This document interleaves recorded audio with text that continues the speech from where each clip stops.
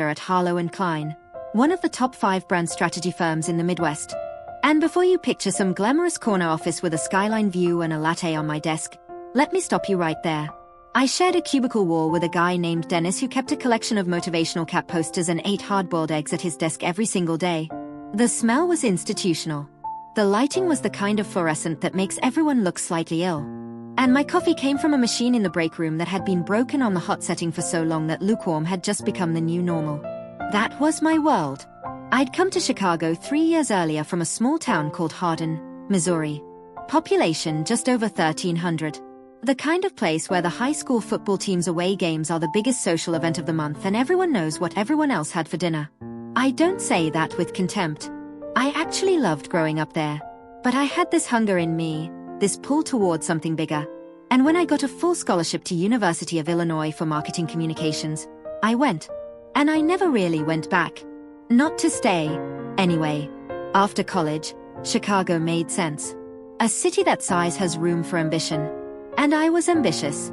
I studied hard, applied everywhere, got rejected a dozen times, and finally landed the junior account manager role at Harlow & Klein. It wasn't glamorous, but it was real. It was a start.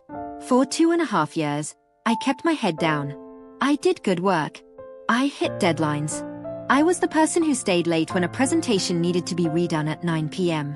I was the one who drove to FedEx at 11 at night to get physical copies of a pitch deck reprinted because someone in operations used the wrong logo version. I did everything right. And I was invisible. Not in a dramatic, tortured way. Just in the ordinary way that junior employees are invisible in large companies. My direct supervisor, a woman named Gail who was kind but chronically overwhelmed, knew my name and broadly knew what I did. But above Gail, I might as well have been wallpaper. Which is why what happened in early September of that year came completely out of nowhere. I was in the middle of reformatting a quarterly report, the kind of work that makes time feel like it's moving sideways, when an email landed in my inbox. The subject line was just, Strategic Accounts Team Expansion. It was from HR. It said that due to a company restructuring, a new team was being formed under the direct leadership of the firm's newly appointed CEO. And that based on internal performance reviews and a recommendation from my department head, I had been selected to interview for one of 3 positions on that team. I read it 3 times. Then I walked to the bathroom, locked myself in a stall, and stood there for a solid minute just processing. Gail had recommended me to the CEO's team. I didn't even know Gail knew my middle name. The CEO of Harlow & Klein was a man named Elliot Voss. And if you worked in that industry, you knew the name. He had taken over as CEO 18 months earlier after the firm's founder retired. Elliot was 36 years old, which in the world of Chicago corporate strategy made him practically a myth. He had turned around a failing media company in his late 20s, built a consulting practice from scratch, and been recruited by the Harlow & Klein board with a compensation package that people at my level whispered about the way people whisper about lottery jackpots. In terms of what I personally knew about him, he was intense. That was the word people used. He spoke directly. He expected a lot. He didn't do small talk. And he was, by almost any objective measure, extraordinarily good at his job. I had seen him exactly twice. Once at an all-hands meeting where he spoke for about 12 minutes without notes, which I found genuinely impressive. And once in the elevator, where he had been looking at his phone and I had been looking at the floor numbers, and neither of us said a word. So when I say I didn't know him, I mean it literally. He was more of a concept than a person to me. The interview was the following Thursday. I spent the entire week preparing. I pulled up every major account the firm had landed in the past year, studied the strategic frameworks we used, rewrote my talking points 6 times. I bought a blazer. I practiced answers in my bathroom mirror until my roommate Priya knocked on the door and asked if I was okay. Thursday came. I went in. There were 2 interviewers, the VP of Client Strategy and Elliot Voss himself. And here is the thing about Elliot that nobody told me before I walked into that room. He listened. I don't mean he was polite and nodded while I talked. I mean he actually listened. He looked directly at me. He asked follow-up questions that showed he had heard exactly what I said. He didn't look at his phone once. He didn't interrupt. When I made a point about a gap in the firm's approach to mid-market retail clients, he leaned forward slightly and said, "Tell me more about that." 2 words that, in an interview, feel like oxygen. I told him more. I talked for about 4 minutes straight. more than I intended to. And when I finished, he was quiet for a moment. Then he said, "That's a real observation. We've been circling that same gap internally for about 6 months." The VP said a few things after that. The interview wrapped up. I walked out into the hallway and my heart was going at a pace that was probably not medically ideal. I got the offer 4 days later. Starting on the strategic accounts team was like arriving in a different country while still inside the same building. Different floor, different energy, different everything. The team was small, just 3 of us at the analyst and manager level, plus Elliot and his senior advisor, a woman named Patricia who had been with the firm for 12 years and had the quiet authority of someone who knows exactly how much she is worth. The work was harder and faster. The stakes were higher. And Elliot ran the team the way I imagined an elite sports coach would run a training program. High expectations, immediate feedback, no coasting allowed. But here's what I didn't expect. He was fair. And not performatively fair. Not the kind of fair where someone says my door is always open and then their door is never open. Actually fair. If something didn't work, he said so without making you feel stupid. If something worked well, he acknowledged it specifically. He once rewrote an entire section of a client report I submitted, then spent 30 minutes walking me through why, explaining his reasoning, asking if I understood. He didn't have to do that. Within the first 2 weeks, I had recalibrated everything I thought I knew about what a good workplace could feel like. I also noticed things I probably shouldn't have started noticing. The way he stood at the window when he was thinking through a problem. Always the same spot. Left hand in his pocket, right hand on the glass. The way he took his coffee, black with no sugar but always just a little too hot, which meant he would hold the cup for the warmth before he could actually drink it. The fact that he had a small framed photo on his desk that he never talked about and that was turned at an angle just slight enough that you couldn't quite see it from where people normally sat today. I wasn't obsessing. I want to be clear about that. These were just the things you notice about someone when you're in close proximity to them for hours at a time and your brain is the kind of brain that notices things. I've always been observant. It's actually why I'm decent at strategy work. But I also knew, somewhere in the back of my mind, that I was paying a little more attention to Elliot Voss than was strictly professional. And I buried that knowledge very efficiently and went back to work. The first month passed. Then the second. November came and with it, the biggest pitch of the team's year. A national consumer goods company looking to rebrand a product line that had been underperforming for 3 years. The kind of account that would look good on every resume in that room if we landed it. Elliot put me on primary research. 2 weeks of deep diving into consumer sentiment data, competitor positioning, trend analysis. I worked harder on that project than I had worked on anything since my thesis. I came in early. I stayed late.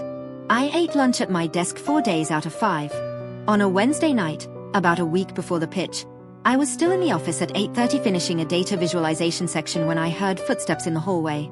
Most people had left hours ago. I looked up and Elliot was standing in the doorway of the shared workspace, jacket off, sleeves rolled to the elbows, looking like he'd been at it just as long. He looked at my screen. Is that the consumer segmentation breakdown? Yeah. I'm trying to make it read more intuitively. The data is solid but visually it's still cluttered, he said. I was going to say dense. The corner of his mouth moved. Just slightly. Same thing. He came over to look. Stood behind my chair. Close enough that I was suddenly very aware of the proximity and had to concentrate very hard on the screen. He pointed at one of the charts. If you pull the segment into its own panel instead of embedding it, the narrative becomes linear. The eye knows where to go. I tried it. He was right. It was better immediately. How long have you been here? He asked. Since 7 this morning. He was quiet for a moment. Go home, Maya. He never used first names at the office. Not mine. Not anyone's on the team. He always used last names. Cole, Rivera, NGO. Clean, professional, no confusion about the dynamic. So the fact that he said Maya, just that once, in that empty office at 8:30 on a Wednesday night, landed differently than it should have. I went home. I didn't sleep great. I told myself it was the stress of the pitch. We landed the account. The pitch went better than any of us had hoped. The client's marketing director called it the most thorough and original proposal they had seen in 3 rounds of agency reviews. Elliot was calm about it, professional, thanked the team individually and specifically. But there was something in his expression when he got off the call with the client. Something that might have been relief, almost, that I filed away without meaning to. December came. The holidays approached. The firm threw its annual party at a venue downtown. An old converted warehouse space with exposed brick and string lights and an open bar that got progressively more crowded as the evening went on. I went with Priya, who worked in PR and had been my friend since college. She wore a red dress and looked like she belonged there. I wore navy blue and spent the first 4 to 5 minutes talking to colleagues I liked but didn't see enough of during normal work life. I spotted Elliot from across the room around 9 o'clock. He was standing near the bar, talking to someone I recognized as one of the firm's senior partners. He was in a dark suit, no tie, looking more relaxed than I had ever seen him in the office. He laughed at something the partner said, an actual, full laugh, and I remember thinking it was strange, seeing him like that. Unguarded. Human. He caught my eye across the room. Just for a second. Nodded once. I nodded back. Priya appeared at my elbow with 2 drinks. Who are you nodding at? My boss. The CEO. She looked over. Oh, okay. His. Don't. I wasn't going to say anything. You absolutely were. I was just going to observe that his. Priya. She handed me my drink and smiled into it. Later in the evening, I found myself in a quieter corner of the venue near a tall window that looked out onto the street. The city was lit up with holiday lights below. I had stepped away from the noise for a few minutes because the crowd had gotten loud and I was running low on social energy. You're a wall hugger too. I turned. Elliot was standing about 6 feet away, also near the window, also clearly doing the same thing I was doing. Sorry. At parties, some people gravitate toward the center. Some people find the walls. He looked out the window. I'm always a wall hugger. I didn't know what to do with this version of him. I went with honesty. I would not have guessed that about you. No. You always seem. I searched for the right word. Comfortable taking up space. He looked at me then. Something about the way he did it was different from how he looked at people in meetings. Less evaluating, more just looking. That's work, he said. Work is a performance. You show up as the version of yourself that the room needs. And this version, I said, glancing around at the party, the one at the wall, is just me, he said. There was a pause. A comfortable one, which surprised me. The pitch was good, he said. Your research section specifically. The way you framed the consumer identity shift. That was the moment the client leaned in. I saw it. I almost cut that section, I said. I thought it was too conceptual. Don't do that again, he said, not unkindly. Don't cut the thing you worked hardest on because you're afraid of it. I wasn't sure if he was talking about work anymore, but I let it sit. We stood there for another few minutes, not saying much, watching the city through the glass. It wasn't uncomfortable. It was the kind of silence that only happens between people who are either very old friends or somehow, inexplicably, already a little past the stage of needing to fill space. He left before midnight. I stayed another hour. On the cab ride home, I stared out the window and had a very serious conversation with myself about the difference between professional admiration and something else. I was not convincing. January was a wall of work. A new client, a new timeline, a new set of pressures. The team was running at full capacity. Elliot was harder to access. More meetings, more travel, more closed-door calls with the senior partners. Whatever that evening at the party had briefly opened, it closed again. We were back to professional, back to last names, back to the clean transactional rhythm of deliverables and deadlines. I was fine with that. I told myself I was fine with that. Then, in the second week of January, Patricia, the senior advisor who had been on the team since Elliot started, announced she was leaving. She had been offered the head of strategy role at a firm in London. It was a huge opportunity for her. The team congratulated her warmly. Elliot, I noticed, went very still for a moment when she told us, and then said all the right things, and then went back to his office and closed the door. The door was closed for about 2 hours. When he came out, he was normal. Calm. Back in work mode. But I had seen his face in that first moment and I recognized what was in it. It wasn't frustration at losing a team member. It was something older than that. The look of someone who has learned not to show how much things cost them. I filed it away. The way I was keeping a running file in my head of all the things about Elliot Voss that didn't quite match the version of him the world got to see. Over the next few weeks, with Patricia gone and the team adjusting, I ended up in closer collaboration with Elliot than I had been before. More one-on-one strategy sessions. More back and forth on client work. More of those conversations that started as purely professional and then occasionally drifted into something adjacent to real. He asked me once, during a working lunch, where I grew up. I told him, Hardin, Missouri. He nodded slowly. Small town. Very. You. A pause. Slightly longer than it needed to be. Outside of Pittsburgh. Smaller than you'd think. You don't talk about it. No, he said simply. I don't. I had learned by then not to push. When Elliot closed a door, it was a real door. But I noticed the pattern. The way his personal history was something he kept in a sealed room. It wasn't evasion, exactly. It was more like careful management. The way someone handles something fragile by not handling it at all. There was a warmth in him that I had come to know by its texture. The way it showed up sideways, indirectly, in small gestures. He remembered things people mentioned in passing. He was quietly generous in ways he didn't draw attention to. He took responsibility for failures with the same ownership he used for successes, which in my experience was rare enough to be remarkable. And I was, by this point, well past the stage of pretending I felt nothing. I was careful. God, I was careful. The professional line was not something I would have crossed. Not ever. He was my boss and I respected that, and I respected him, and I respected myself enough to hold that line with both hands. Whatever I felt, it stayed exactly where it was. I did not flirt. I did not manufacture reasons to be near him. I did not make it strange. But I also couldn't feel what I felt. And that is a specific kind of loneliness that I hadn't expected. To feel something clearly and have nowhere to put it. February. A client meeting in Boston. Elliot and I went together.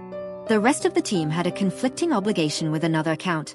We flew up on a Tuesday morning, met with the client for 3 hours, had what was by any measure a successful session, and were booked to fly back Wednesday afternoon. Tuesday evening, we ended up having dinner at a small Italian place near the hotel. Not romantic, not orchestrated. Just the logical result of two colleagues being in the same city at dinner time and neither wanting to eat alone in their room. We talked about the client meeting. Then about the broader account strategy. Then, somewhere over pasta and the second glass of wine, about other things. He told me about why he went into consulting. Not the PR version, the real one. His father had built a small manufacturing business that failed when Elliot was 16. Lost everything. The family had to rebuild from almost nothing over the years that followed. He'd watched his father make decisions under pressure and understood in a visceral, early way how much the right strategic advice could have changed everything. That's why I push hard, he said. Not because I like pressure for its own sake. Because I know what happens when the strategy is wrong and no one in the room had the guts to say so. I looked at him across the table. The restaurant was warm, low-lit, full of quiet conversation. You've never told anyone at the firm that story, I said. It wasn't a question. He seemed to understand that. No, he said. We were both quiet for a moment. Why are you telling me? He looked at his wine glass. Back up at me.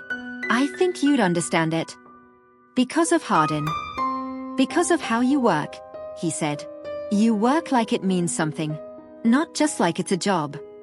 I didn't know what to do with that, so I said, you work the same way. Yeah, he said. I know.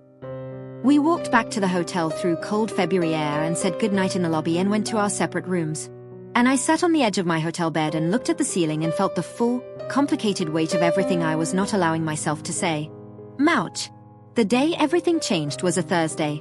A regular Thursday by any visible measure. I had a full schedule, back to back. I was in the middle of a client document when Patricia's replacement, a man named Frank who had joined the team 6 weeks earlier, walked past my desk and said, in that low, gossipy voice people use for things they know they shouldn't be saying out loud, "Did you hear about Voss?" I looked up. What about him? Frank glanced around. His leaving. It's apparently been in the works for months. His starting his own firm. They are finalizing the transition now.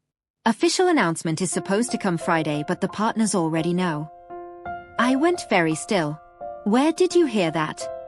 My buddy in finance. He's been working on the separation agreement. I went back to my document. Frank moved on. I stared at the screen for about 30 seconds without reading a single word. Leaving. He was leaving. I didn't know how to categorize what I felt. It wasn't betrayal. He didn't owe me anything. Didn't owe any of us anything. Had every right to go build something of his own. It wasn't grief exactly. It was more like the sudden awareness of how much space a thing takes up in your life only after you are forced to imagine it not being there. The rest of that day I was running on autopilot. Professional surface, chaos underneath. Thursday evening, I got an email from Elliot. It was brief. He asked if I had time for a meeting Friday morning, 9 a.m., before the broader team sync. Just the two of us. I replied yes. I did not sleep well that night. Friday morning, 9 a.m. I walked into his office. He was standing at the window, his thinking spot, and turned when I came in. Sit down, Maya. First name again. In the office this time. Saturday. He turned from the window and looked at me with an expression I hadn't seen from him before. Not guarded, not professional. Something more open and more careful at the same time. You've probably heard something by now, he said. Someone mentioned it yesterday. He nodded. The announcement is going out this afternoon. I wanted to tell you directly before that happened. He paused. I'm leaving the firm at the end of April. I'm starting my own advisory practice. I know, I said quietly. I wanted to tell you because... He stopped. Started again. I've been thinking about the team composition for the new practice, and I'd like you to come with me. I didn't move. I'm not in a position to make you a formal offer yet, he continued. The legal pieces need to settle. But in principle, the role would be senior strategist, not analyst level. Equity stake from year 2. You'd be one of 4 people I'm building this around. I was quiet for a moment. Why me? He looked at me steadily. Because you're the best strategic thinker I've worked with in 5 years. Because you see things other people don't see. And because... He paused again. And something shifted in his face, something small and almost imperceptible. And because I'd like to keep working with you. Specifically. 4 words. Specifically. Specifically you. Specifically keep. I'd like to keep working with you. Specifically. The air in the room changed. Elliot. First time I'd used his first name. We both noticed. I know what I'm saying, he said quietly. And I know the line we've both been holding. I'm not asking you to cross it. I'm asking you to think about the offer on its professional merits, and a breath, and nothing else. I looked at him for a long moment. And if I said the professional merits aren't the only thing I'd be considering? Silence. Then I'd say we'd have to figure that out very carefully, he said. And probably not today. I took the weekend. I walked along the lakefront on Saturday morning in cold air and I tried to think clearly. I called Priya and talked it out. Every angle, every complication. I sat with my own feelings long enough to know what they actually were rather than what I wanted them to be. Here's the thing about liking someone you work for. People tell you it's always a bad idea. And sometimes it is. Sometimes it's about power, or projection, or just proximity. But sometimes, what you're feeling is actually just about the person. What they are made of. How they think. The shape of who they are when they're not performing for the room. I thought about Elliot at the party window, calling himself a wall hugger. I thought about Pittsburgh and his father's business and the reason he pushed hard. I thought about the moment he said I was one of the best strategic thinkers he'd worked with in 5 years, and how I had believed him not because I needed to believe it, but because I knew from the quality of his work and his judgment that he did not say things he didn't mean. I thought about what he had said.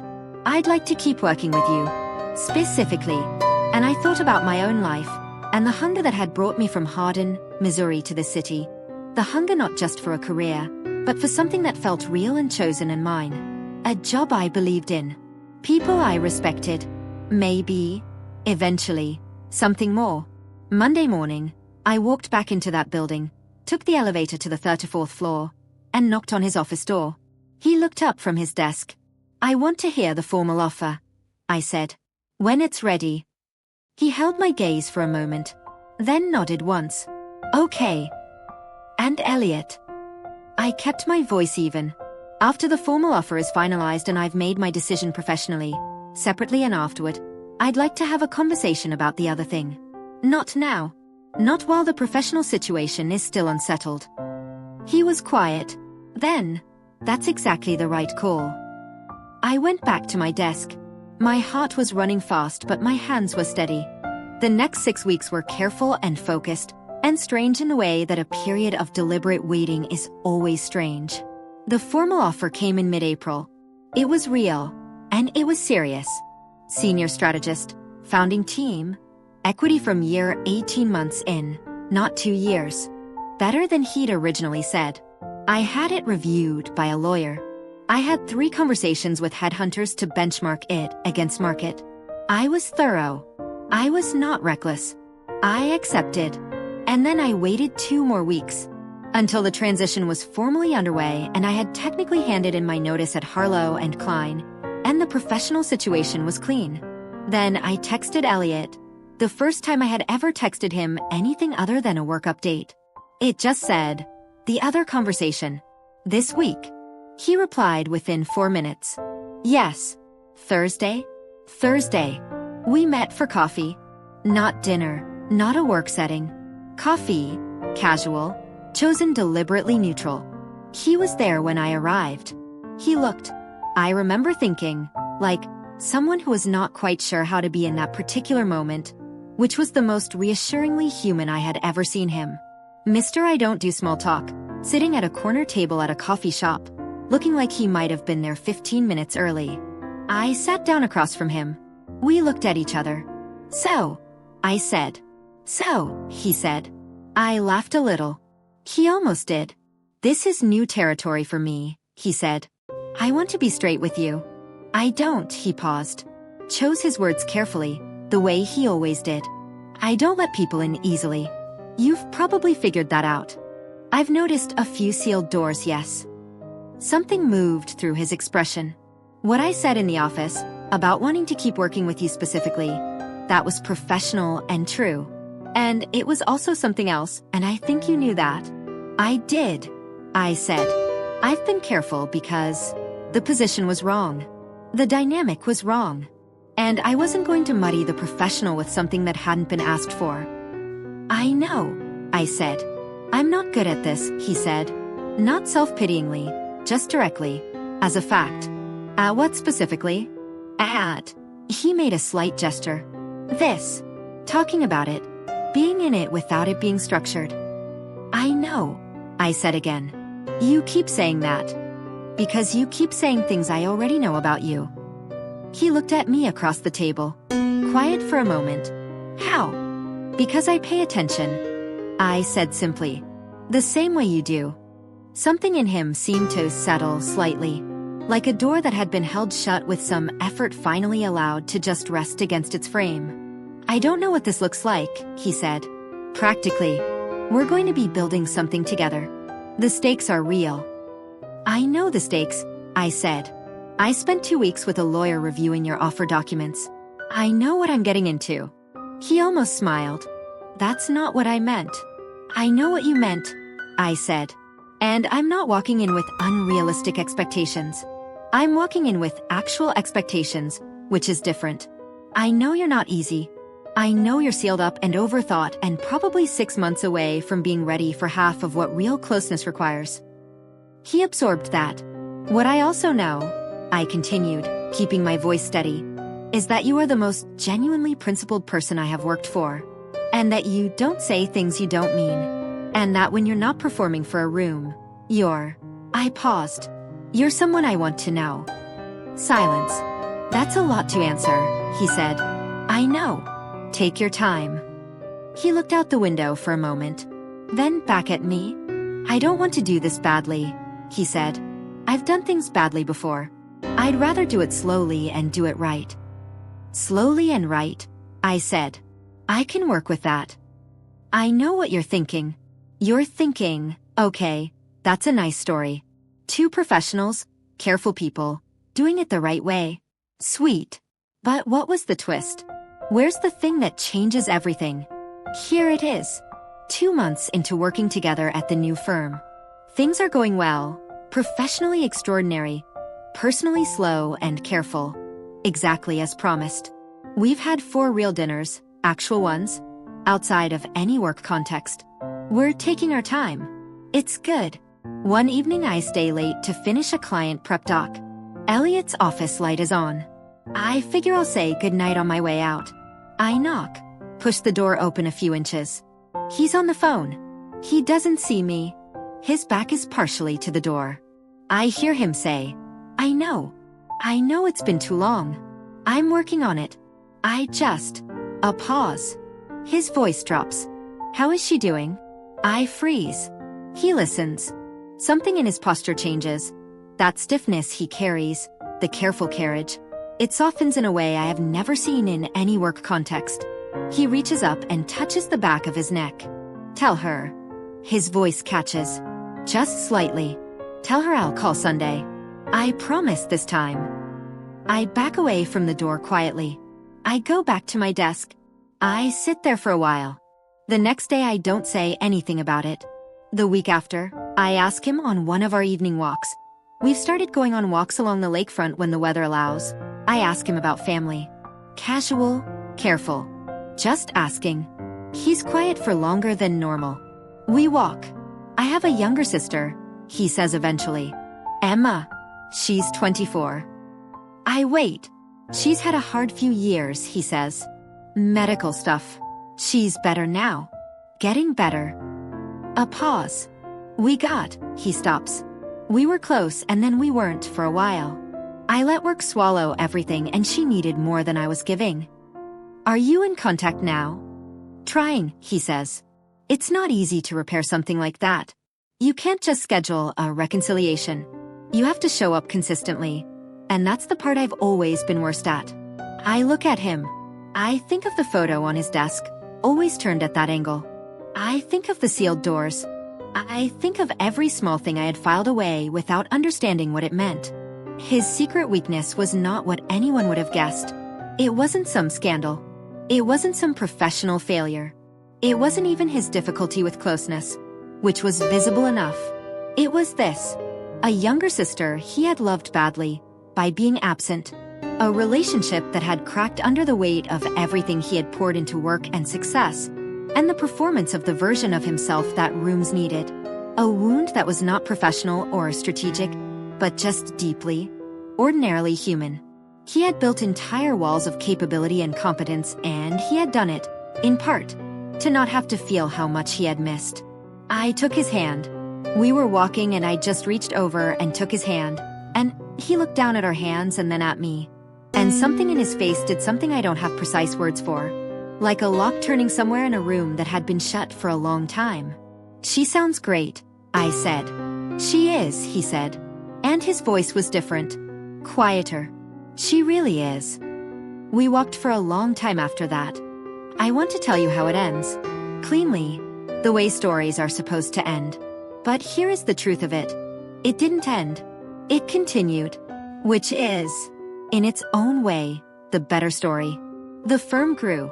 The work was hard and real, and we were good at it together in the way that matters. Not just efficient, but genuinely aligned. We thought about things the same way. We pushed each other. There were hard days and misunderstandings and moments where the line between professional and personal got blurry in ways that required real conversation and real honesty. We did not do everything right. We did most things carefully. He called Emma that first Sunday. And the Sunday after that. And the Sunday after that. He came back from a visit to Pittsburgh in November looking lighter than I had ever seen him. Emma came to Chicago the following spring and the 3 of us went to dinner. And she spent the whole meal telling me things about Elliot's childhood that made him cover his face with his hand and made me love them both a little more. The photo on his desk, the one that was always turned at that angle. It was a photo of them as kids. He and Emma, maybe 12 and 8, sitting on a porch somewhere in western Pennsylvania, both of them squinting into summer sun. It was the most unguarded he ever looked in any image I had ever seen. I found that out on a day when he turned the frame toward me without being asked. Just turned it, said nothing, went back to his document. That was him. That was what doing it slowly and right looked like. Small decisions to let someone in. Small deliberate choices to stop performing and just be in the room as himself. I think about where I started a lot. A cubicle with fluorescent lights and a broken coffee machine and a guy who ate hard-boiled eggs every day. The hunger I carried all the way from Hardin, Missouri. What I thought I was hungry for, success, a big life, something that mattered. What it turned out I was hungry for was simpler than that. Work that meant something. A person who didn't say things they didn't mean. The chance to be known. I think most of us are hungry for exactly that, and just have to find the specific version of it that fits who we are. Mine turned out to be on the 34th floor of a building in downtown Chicago, standing at a window with his left hand in his pocket and his right hand on the glass. And I'm glad I paid attention. If this story moved you, don't forget to like and subscribe for more. And if you know someone who needs to hear something like this right now, share it with them. We'll see you next time.